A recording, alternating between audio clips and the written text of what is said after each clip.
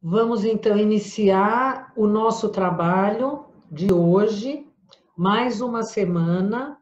É um privilégio poder estar com vocês e poder ter recebido durante tantos anos esse conhecimento que talvez para quem não faz parte desse caminho, com uma mente lógica, em momentos diga, basta, já é o suficiente.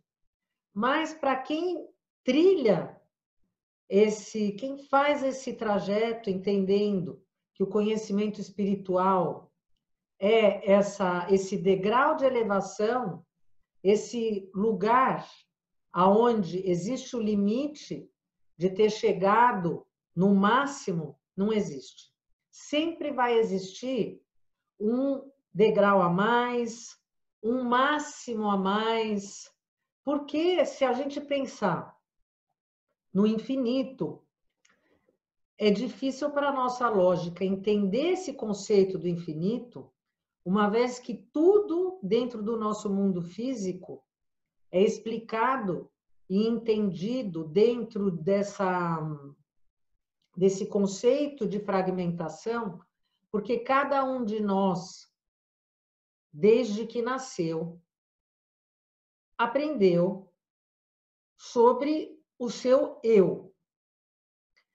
E desde o nosso nascimento, vamos pensar que nós nunca conhecemos um bebê altruísta, que pensasse no outro.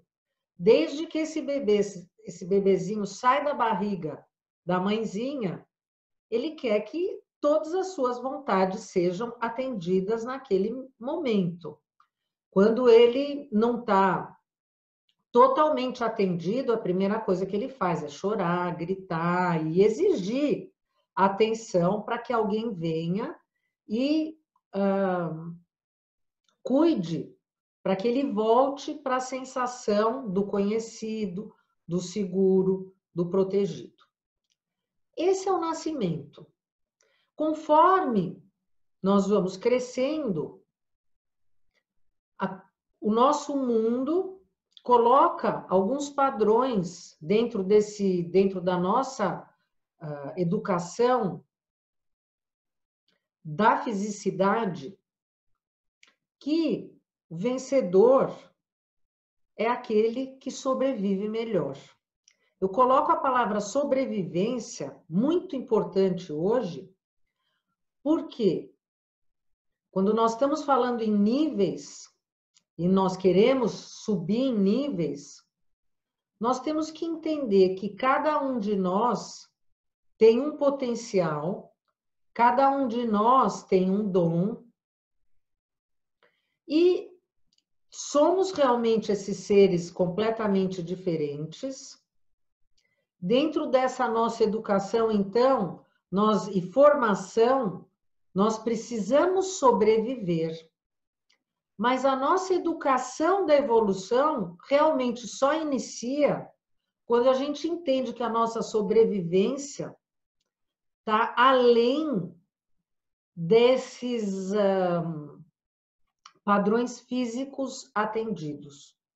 Porque quando eu estou colocando a minha sobrevivência somente dentro de um padrão físico, o padrão físico é o padrão do limite. Eu, Jaqueline, sou a Jaqueline dentro desse corpo, dentro desse recipiente. Outras pessoas estão aqui e são identificadas pelo seu corpo e por esse recipiente, que não é o meu. E eu também não sou você. Eu não sou nenhum de vocês. Pelo olhar físico. Quando nós pensamos, então, em sobreviver dentro dessa fragmentação, dentro desse conceito do limitado e não do ilimitado, o que acontece? Tudo aquilo que se apresentar na minha frente tem começo, meio e fim. Então, já que tudo tem começo, meio e fim e tem um tamanho específico, o que quer que seja, para minha sobrevivência, se aquilo que vai prover o meu sustento é limitado, eu preciso lutar muito para garantir a minha parte. Porque se eu não garantir a minha parte, alguém vai pegar aquilo que é meu.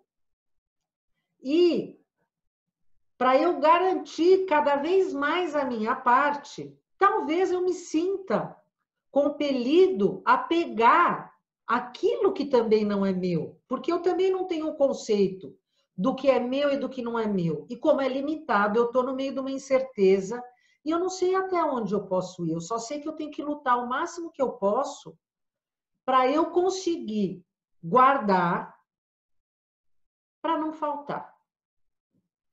Esse é o conceito que nós temos dentro do mundo físico. As pessoas que acordaram para o espiritual já sabem que o sustento está muito além disso.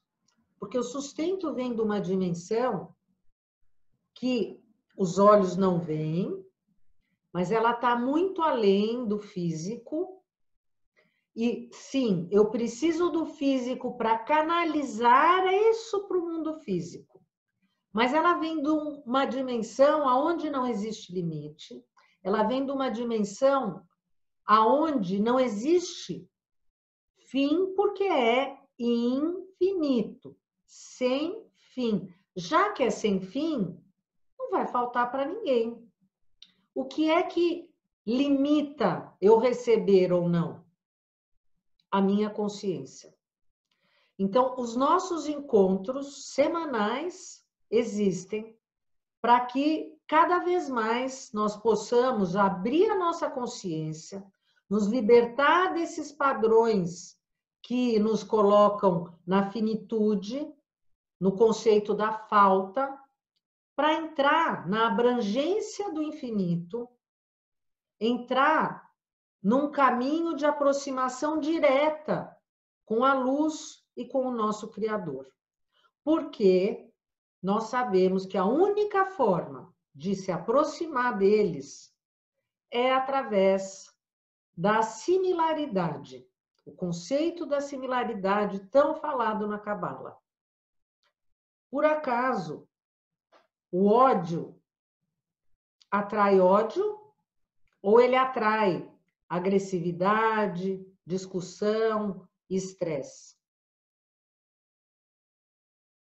Por acaso, o amor faz o quê? O compartilhar, o servir, o canalizar a luz. Ele faz com que se manifeste cada vez mais luz, compartilhar e amor. E aonde existe isso, não vai existir ódio, não vai existir escuridão, não vai existir estresse. É a vida da Sara. É olhar a realidade fora da realidade. É entender que o mundo físico existe só com um propósito, que está longe de ser o propósito da sobrevivência. É o propósito de ser um veículo e uma ferramenta para cumprir uma missão divina que nós temos em sociedade com o nosso Criador. Então, essa é a nossa introdução. Vamos lembrar o que estudamos na semana passada. Na semana passada falamos sobre Esaú e Jacó. Esses dois irmãos gêmeos que nasceram de Rebeca, que já dentro da barriga da mãe viviam numa eterna briga, e quando Jacó, que foi o segundo, primeiro nasceu Esaú, mas quando Jacó nasceu, ele nasceu com a mão dele agarrando o calcanhar de Esaú, mostrando para nós a chave de que a luz sempre está conosco. A luz não vai nos deixar. A luz está grudadinha em nós. Ela só precisa da nossa vontade, do nosso querer, para que ela se manifeste. Então, nós precisamos nos abrir, a gente precisa fazer ações para que ela se manifeste. Sabemos também que Esaú representa essa consciência da finitude, do egoísmo, do receber para si próprio, a consciência satânica. E Jacó representa a consciência do compartilhar, a consciência da árvore da vida, a consciência do ilimitado, a consciência do eterno. Esaú trocou a primogenitura, que é uma bênção eterna, por algo temporário para aliviar sua fome. Um prato de lentilhas. Nós fazemos isso. Foi o que eu acabei de dizer para vocês. Na nossa vida física, quantas vezes nós não trocamos assuntos, fatos, experiências eternas por situações temporárias. Mas nós estamos aqui para se aperfeiçoar e se aprimorar. Essas histórias da Torá não servem para nós como historinhas bonitinhas sobre personagens e lendas. Nós usamos dessas histórias para incorporar na energia que se apresenta para nós e entender qual é o trabalho que nós temos que fazer naquela semana. Então, isso foi o assunto da semana passada. Entender que dentro de cada um de nós existe dois lados. Um lado que representa a consciência da árvore da vida e outro lado que representa a consciência da árvore do conhecimento do bem e do mal. Vamos deixar isso aqui.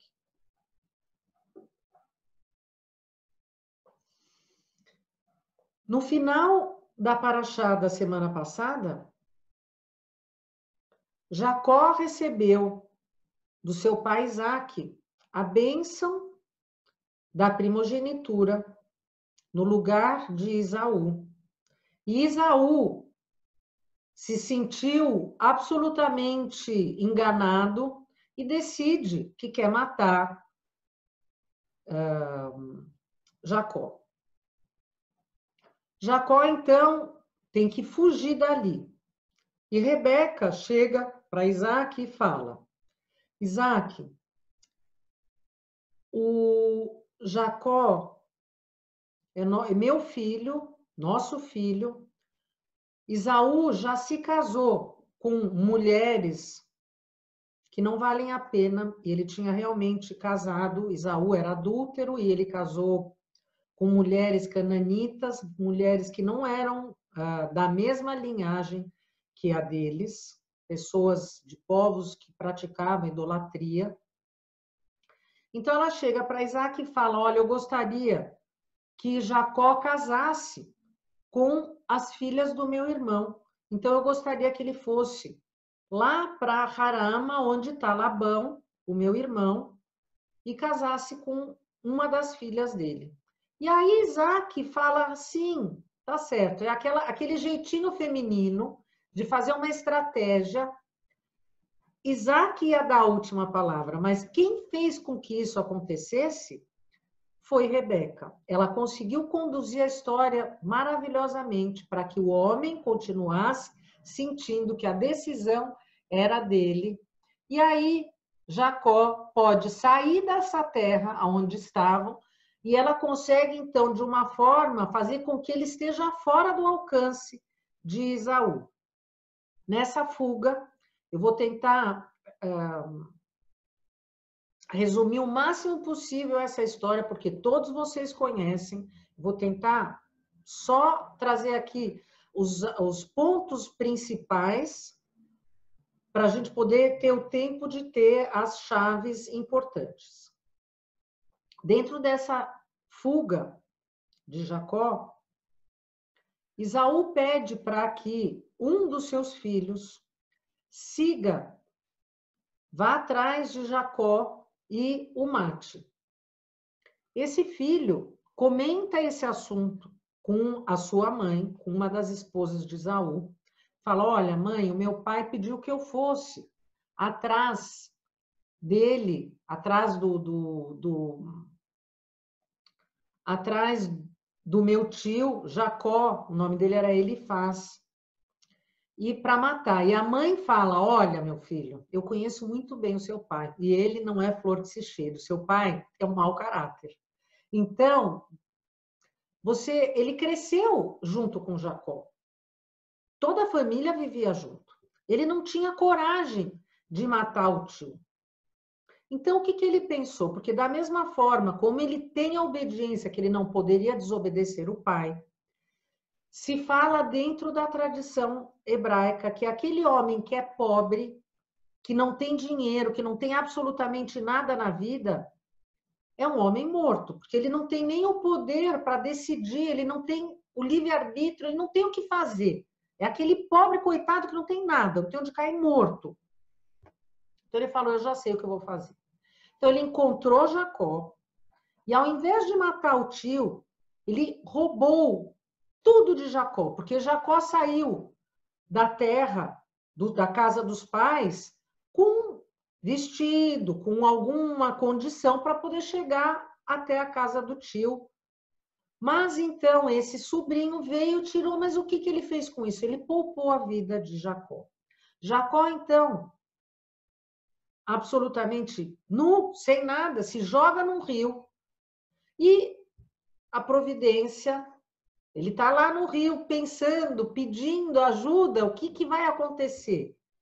Passando um cavaleiro que está dando água para o seu cavalo, ele se desequilibra, ele cai no rio e bate a cabeça e morre.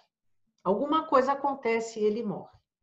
Então, Jacó pega as roupas desse cavaleiro, pega esse cavalo e segue o caminho.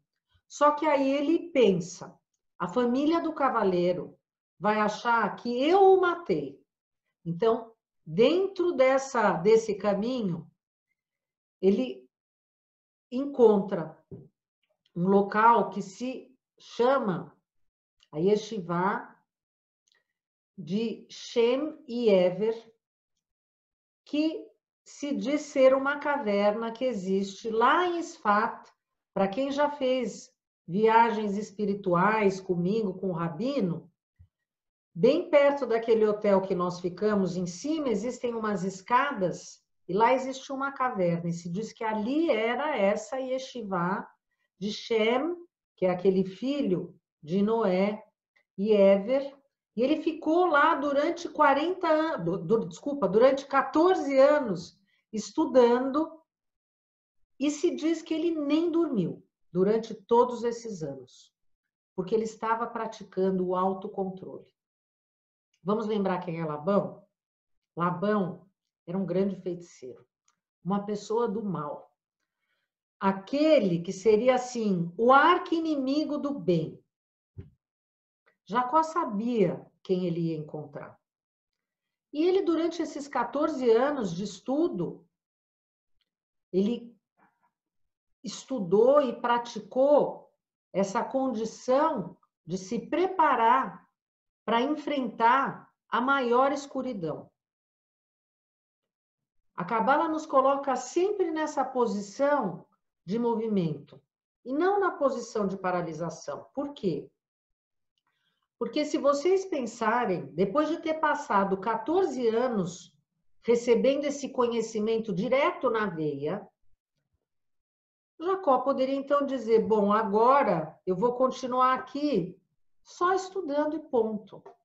Mas ele sabia que para sua elevação, ele precisava enfrentar os desafios que eram necessários. Então, depois de 14 anos, ele sai de lá e vai em direção a Harã, encontrar o tio.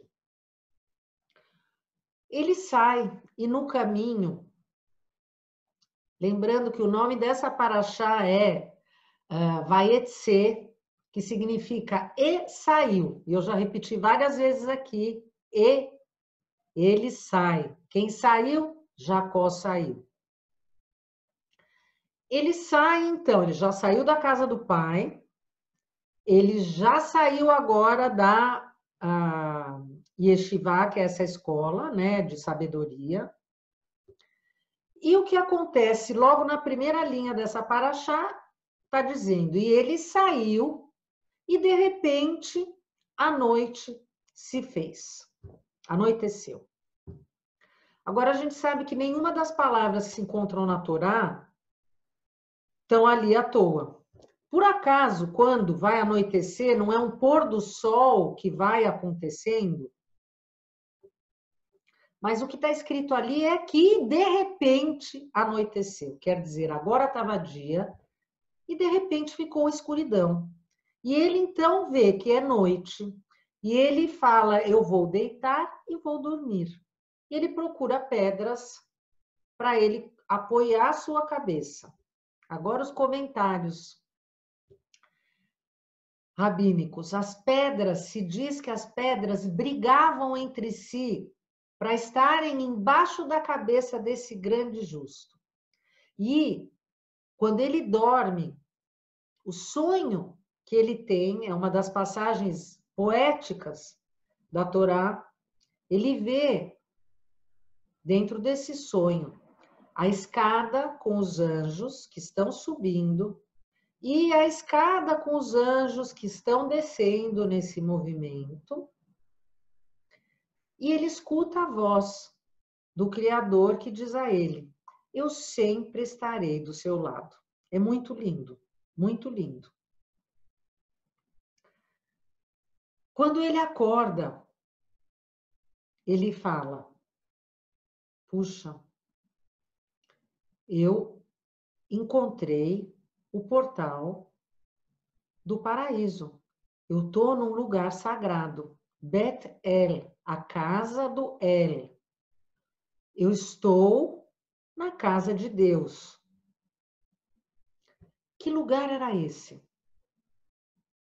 É o local aonde Abraão fez a amarração de Isaac, que é o Monte Moriah, que existe lá em Jerusalém, aonde foi construído os 2 templos sagrados, aonde hoje nós encontramos lá o muro, o cótel.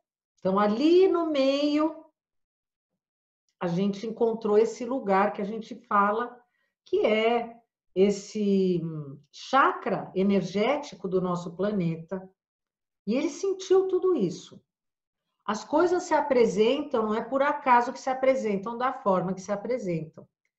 Ele sentiu essa ligação que foi feita com o sagrado. E ele estava exatamente naquele local. Não é à toa que todas as vezes que a gente vai para Jerusalém, a gente chega naquele local e a gente não quer sair de lá. Bom, e por isso pessoas, eu falo eu pela minha experiência, se eu puder voltar a minha vida inteira para Jerusalém, eu nunca vou cansar de ir para aquele lugar, de sentir aquela sensação, de estar ali, de sentir essa vibração, essa frequência que a gente sente quando a gente está lá. É inexplicável, mas é uma sensação única, uma sensação de pertencimento e de fazer parte desse todo que a gente só sente quando a gente está lá. Nas primeiras porções da Torá, as 2 primeiras, nós falamos sobre Adão, sobre Noé, sobre aquelas histórias que pareciam histórias mágicas, histórias fantásticas, né? Histórias assim, de fábulas, de contos mágicos. Mas já de 3 semanas, quando nós começamos a falar sobre Abraão, nós já estamos falando sobre personagens mais físicos, porque eu falei sobre a visita a Esfat, vamos falar sobre a visita a Hebron. Quando vamos a Israel, nós visitamos ali, eu não gosto de falar túmulo, mas a gente visita o local onde está enterrado Abrão e Sara, Isaac, Rebeca, Jacó, Leia. Quando vamos a Belém, a matriarca Raquel. Quer dizer, são pessoas físicas. Então, a gente já está chegando num grau de maior fisicidade. Quer dizer, coisas que são mais reais a nós. apesar de tudo isso ter acontecido 4.000 anos, há 3.000 e tantos anos atrás. Mas são pessoas mais próximas. Então, mesmo que eu olhasse num âmbito físico dessa história, eu estou olhando para pessoas. Mas já que a gente estuda a Cabala, o porquê que eu tenho que olhar para essas pessoas? O que representam cada uma dessas pessoas, agora que eu estou encontrando esses personagens? Muitas vezes a gente fala que cada um dos patriarcas e matriarcas representam uma carruagem. O que é uma carruagem?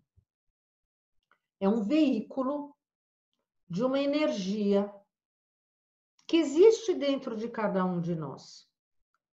Mas qual é o caminho que eu faço para conseguir entrar em contato com essa energia para que ela exploda dentro de mim?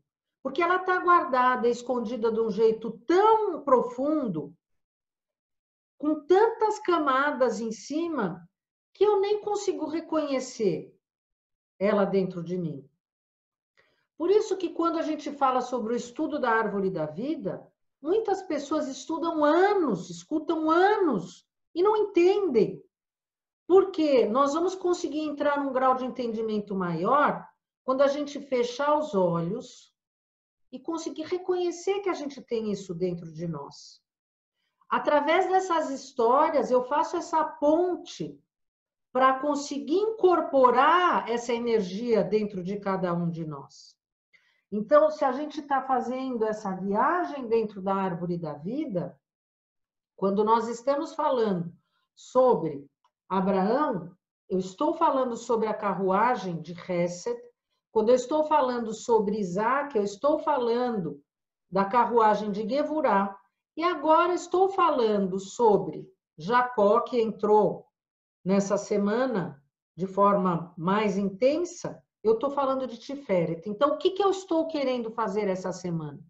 Incorporar dentro de mim essa energia de Tiferet que representa esse equilíbrio. Vamos pensar que Abraão, aquele que estava naquela tenda aberta para todas as direções, que era o puro compartilhar, o puro dar, o puro servir. E aí, quando eu chego em Isaac,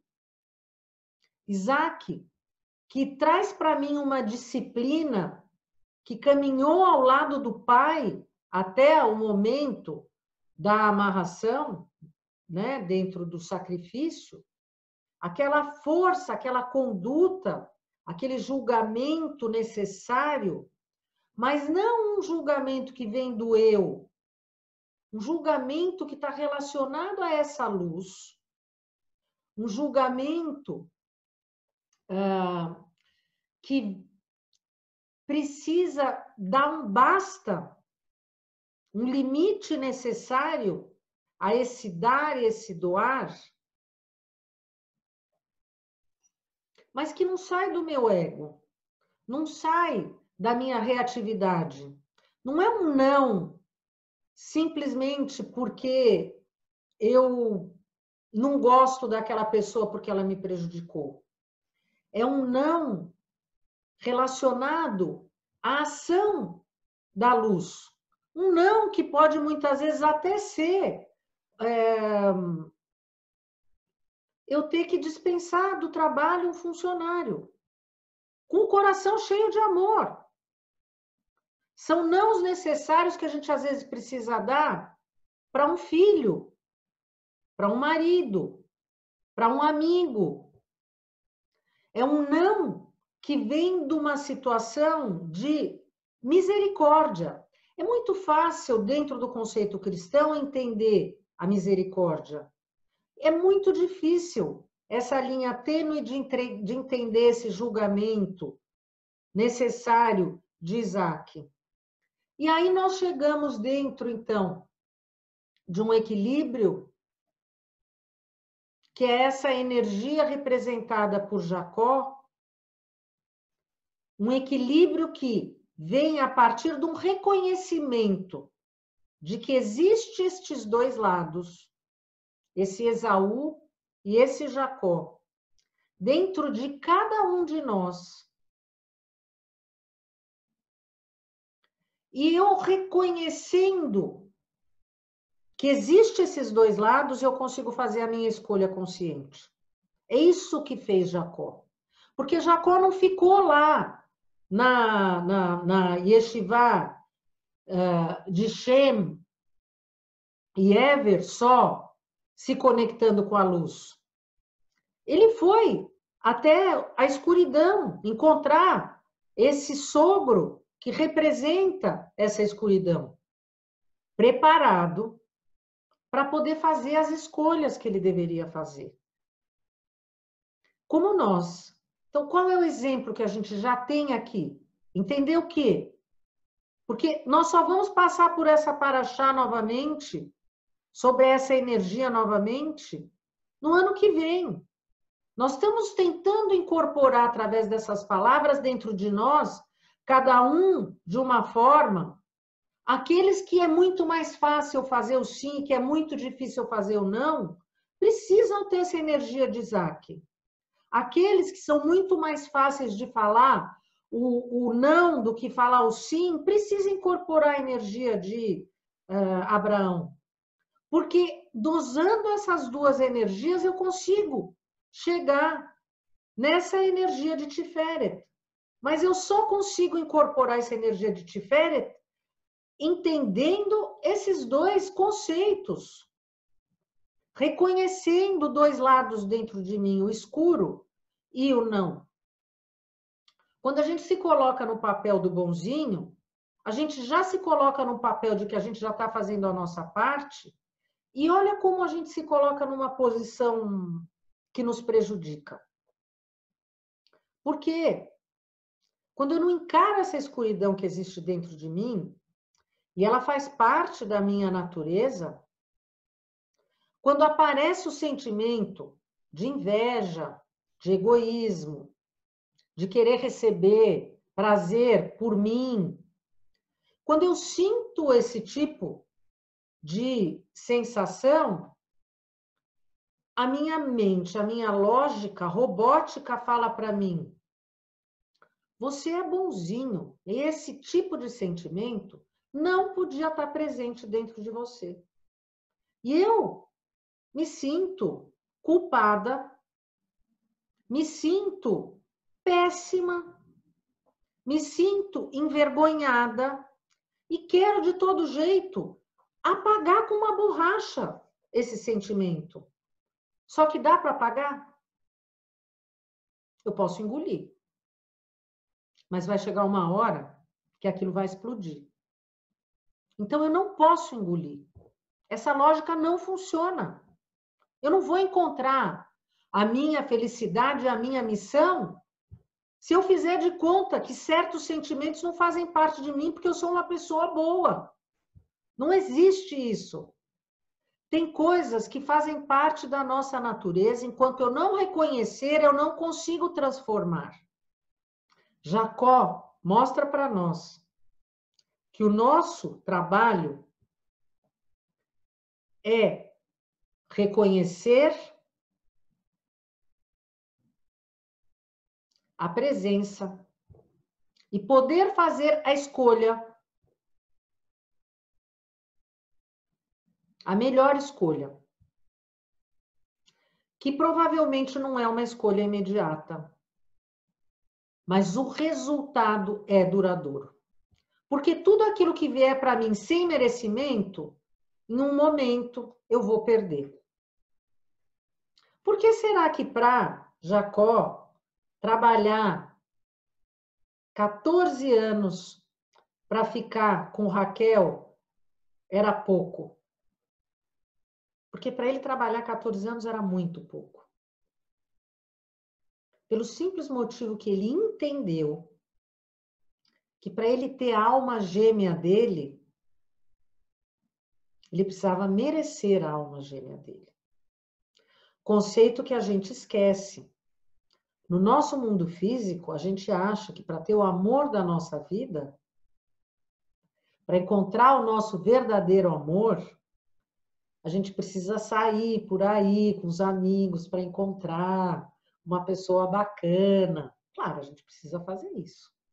Mas o verdadeiro amor só aparece quando o nosso recipiente pratica esse amor incondicional que coloca o nosso recipiente aberto para receber algo que eu mereça. E que são ações que não tem nada a ver com o me arrumar bem bacana para sair por aí, na festa, encontrar, né, uma pessoa XYZ. Porque eu posso até encontrar a minha alma gêmea naquela festa e naquele dia. Mas se durante a minha vida eu não estiver preparada para receber a minha alma gêmea, talvez ela vai passar por mim. E eu não vou conseguir abraçar ela e dar esse beijo nela que Jacó deu na Raquel. Ele queria passar por esse processo. Nós vamos ver um pouquinho mais para frente que ele vai receber o nome Jacó de Israel. Várias vezes na Torá a gente tem essa denominação de que Jacó é Israel. E a gente fala, os filhos de Israel, Bnei Israel, são os filhos de Jacó. O que significa esse Israel? Se a gente olhar esse nome Israel, ele está ligado a uma outra palavra em hebraico que significa Li-Rosh, são as mesmas letras. Li-Rosh, que quer dizer é a minha cabeça.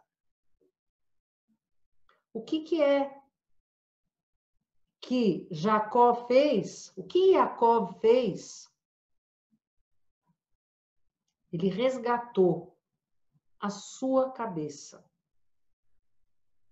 Por isso que quando nós falamos o nome dessa paraxá e saiu, o que Jacó fez? Jacó saiu da caixa. Jacó saiu do mundo do limite. Saiu da consciência da árvore do conhecimento do bem e do mal e entrou dentro da consciência da árvore da vida. Ele conseguiu incorporar dentro dele uma consciência que permitiu ele compreender que, apesar de existir limites, ele podia ir além dos limites. Ele podia dar esses saltos. Essa escada que sobe e desce, essa comunicação interplanetária, intergaláctica, interdimensional, é a comunicação que existe para aquelas pessoas que conseguem resgatar a sua consciência original, conseguem resgatar essa cabeça que está além do mundo físico, que entendem que só através do merecimento que nós vamos poder estar abraçados com a luz, que nada vem de graça, que tudo tem seu preço e que cada um de nós pode alcançar isso. Porque se cada um dos patriarcas e matriarcas estão dentro de nós, cada uma dessas carruagens está dentro de nós, esse acesso só depende do nosso querer. Essa é a principal lição dessa paraxá.